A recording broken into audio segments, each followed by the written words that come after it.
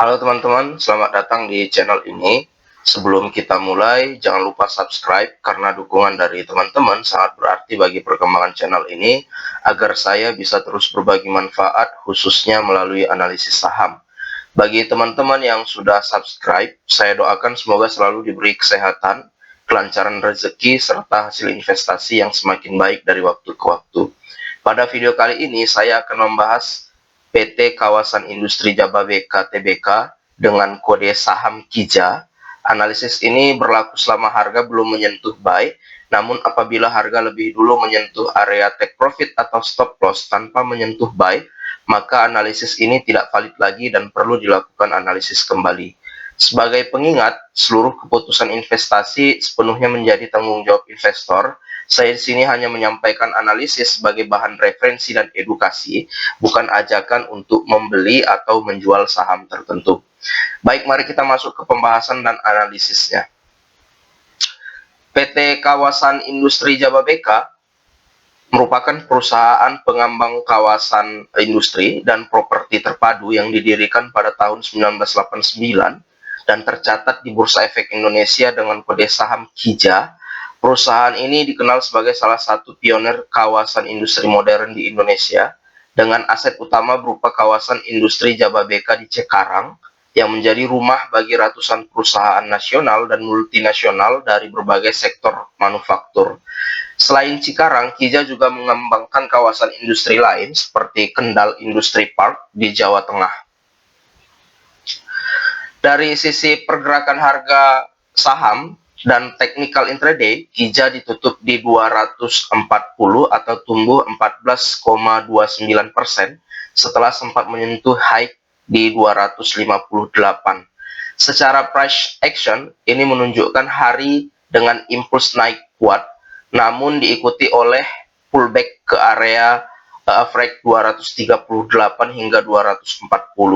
Pada time frame 5 menit, indikator RSI berada di sekitar 44 sampai 45. Ini menandakan momentum sudah mendingin setelah lonjakan, sementara stokastik berada di area rendah 18 mengindikasikan kondisi jenuh jual jangka sangat pendek.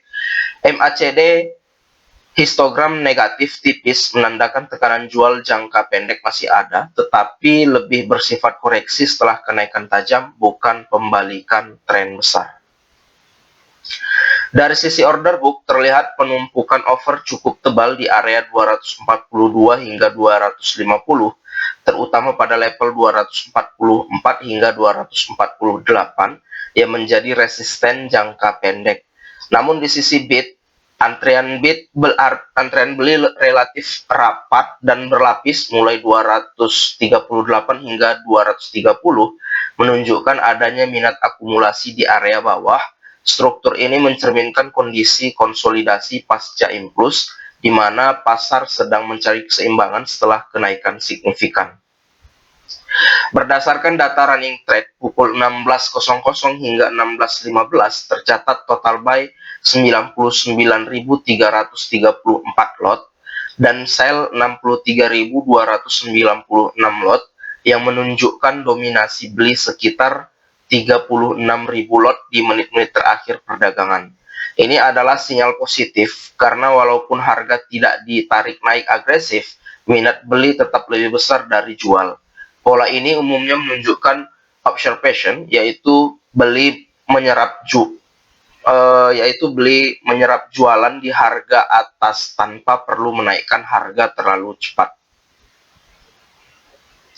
Dari sisi broker summary dan broker flow, terlihat broker besar seperti AZ, AK, XL, dan MG berada di posisi net buy, sementara tekanan jual berasal dari beberapa broker distribusi seperti YU dan SA, namun volumenya relatif terkontrol. Ini menunjukkan bahwa pihak yang membeli cenderung lebih kuat dan terencana, sedangkan jual lebih bersifat profit taking jangka pendek, bukan distribusi besar-besaran. Dari sisi trade book, terlihat bahwa kurva buy secara konsisten berada di atas kurva sell sepanjang sesi perdagangan. Hingga menjelang penutupan, akumulasi volume beli terus meningkat dan jaraknya dengan volume jual semakin melebar, Pola ini menunjukkan bahwa permintaan lebih kuat daripada penawaran, bukan hanya sesaat, tetapi berlangsung stabil dari pagi hingga sore. Ini menandakan adanya akumulasi aktif, bukan sekedar transaksi spekulatif cepat. Aktivitas asing juga mendukung sentimen positif dengan net foreign buy sekitar 16,2 miliar. Walaupun porsi transaksi asing hanya sekitar 18,7%, arusnya bersih beli yang biasanya berfungsi sebagai penyangga harga pada fase konsolidasi, tidak terlihat tanda-tanda foreign exit agresif pada sesi ini. Secara teknikal, pergerakan saham Kija selama kurang lebih 5 tahun terakhir menunjukkan perubahan tren yang sangat jelas. Pada periode 2021 hingga pertengahan 2023, Kija berada dalam fase panjang. Hal ini terlihat dari struktur harga yang terus membentuk lower high dan lower low, di mana setiap kali terjadi rebound selalu gagal menembus resisten sebelumnya. Tekanan jual mendominasi dan harga secara bertahap turun hingga membentuk titik terendah kuat di area 110 hingga 120. Fase ini mencerminkan kondisi distribusi dan pelemahan minat pasar terhadap saham Kija. Memasuki paruh kedua 2023 hingga awal 2024, pola pergerakan harga mulai berubah. Kija membentuk fase dasar yang relatif panjang dengan rentang pergerakan sempit di kisaran 110 hingga 140. Pada fase ini, tekanan jual mulai melemah dan harga tidak lagi mencetak lower low.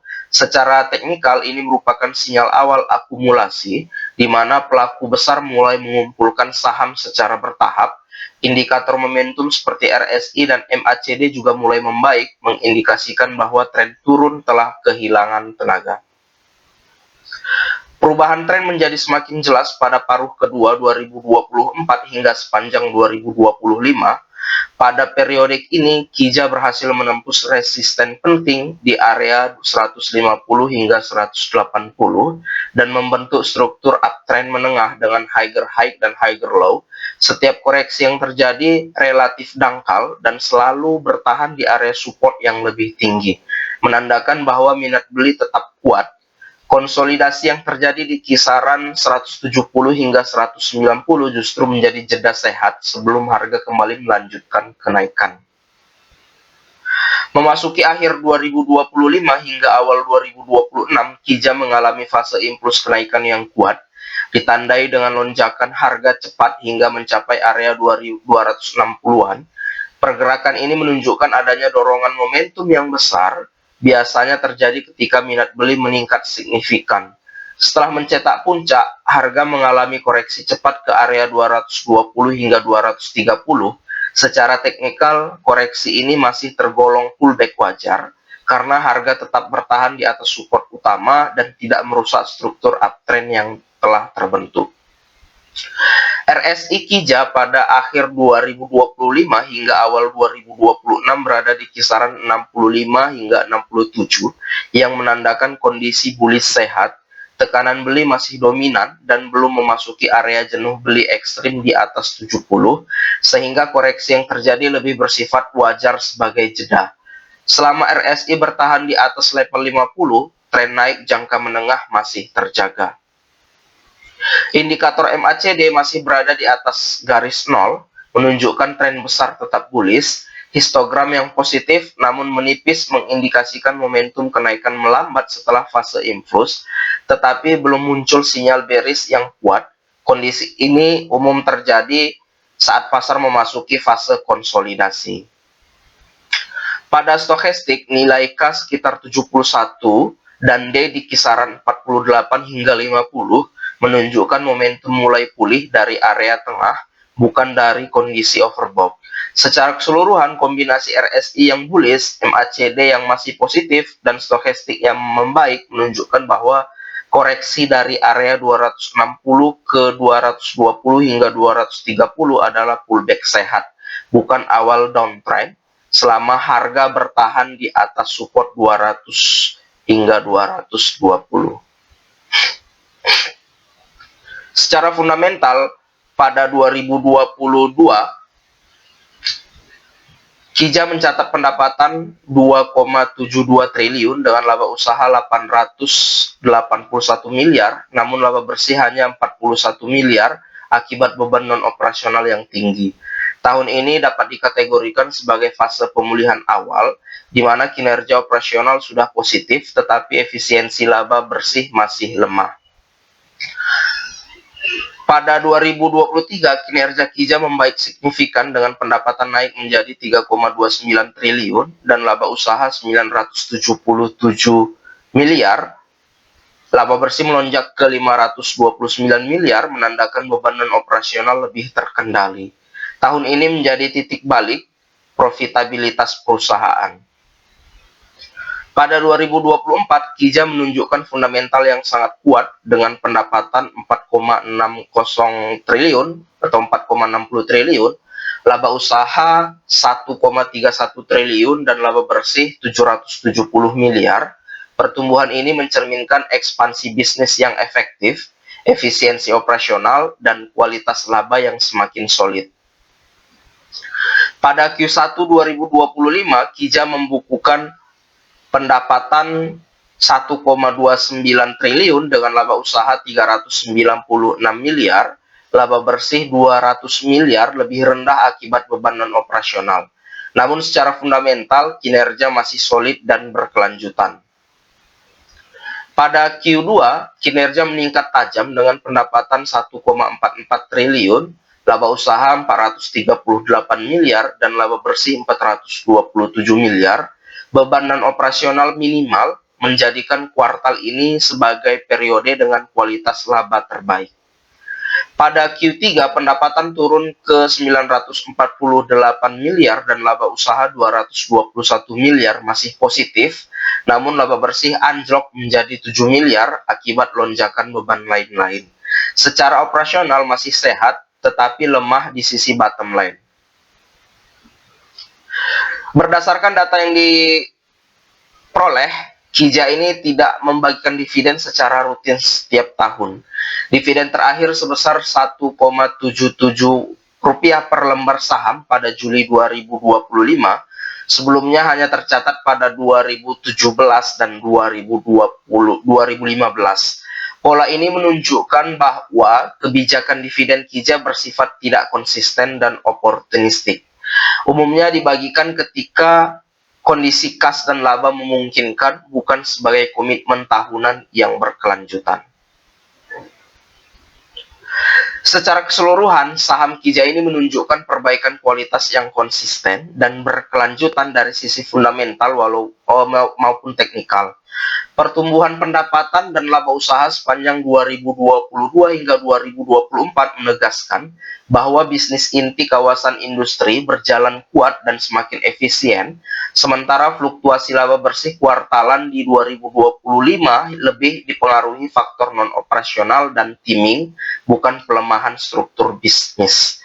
Dari sisi teknikal, Kijang telah keluar dari downtrend panjang dan kini berada dalam uptrend menengah hingga panjang. Koreksi yang terjadi masih tergolong wajar dan tidak disertai sinyal pembalikan tren. Selama harga bertahan di area support kunci, dengan riwayat dividen yang tidak rutin, Kijang lebih tepat dikategorikan sebagai saham growth yang mengandalkan potensi capital gain. Dengan mempertimbangkan seluruh aspek tersebut, tentunya Kijang layak dipertimbangkan sebagai investasi jangka panjang bagi investor yang memiliki horizon panjang, toleransi terhadap volatilitas, dan fokus pada pertumbuhan nilai sebelum masuk ke tahap penentuan harga beli, target, dan pengelolaan resiko. Dari gabungan analisis teknikal, tren support, resisten indikator, fundamental, pertumbuhan laba dan kualitas bisnis, serta resiko historis pergerakan harga, rekomendasi untuk Kijang beli di level 220 karena level ini berada di area support kuat pasca breakout, dekat dengan zona akumulasi setelah koreksi dari puncak, dan masih berada di atas struktur uptrend jangka menengah panjang. Membeli di area ini memberikan rasio resiko imbal hasil yang sehat untuk investasi jangka panjang tanpa harus menunggu penurunan ekstrim yang belum tentu terjadi. Untuk take profit, level yang realistis dan rasional adalah di 300. Area ini merupakan proyeksi lanjutan dari tren naik setelah penembusan high sebelumnya di kisaran 260-an. Sekaligus target psikologis dan teknikal yang wajar jika pertumbuhan fundamental KIJA berlanjut dalam 2 hingga 3 tahun ke depan. Target ini mencerminkan orientasi capital gain, bukan trading jangka pendek. Terkait stop loss, meskipun ini investasi jangka panjang, stop loss tetap diperlukan sebagai pengaman struktur. Level stop loss yang paling logis ditempatkan di 180. Penurunan ke bawah level ini menandakan rusaknya struktur higher low dan melemahnya tren jangka menengah, sehingga resiko menjadi lebih besar daripada potensi imbal hasil. Stop loss ini bersifat struktural, bukan reaktif terhadap fluktuasi harian. Itulah analisis hari ini. Semoga dapat menjadi referensi yang bermanfaat bagi teman-teman investor yang ingin berinvestasi di saham KIJA. Jika ada saham lain yang ingin dianalisis, silahkan tinggalkan komentar. Saya akan dengan senang hati membahasnya. Terima kasih sudah menonton. Sampai jumpa pada analisis berikutnya.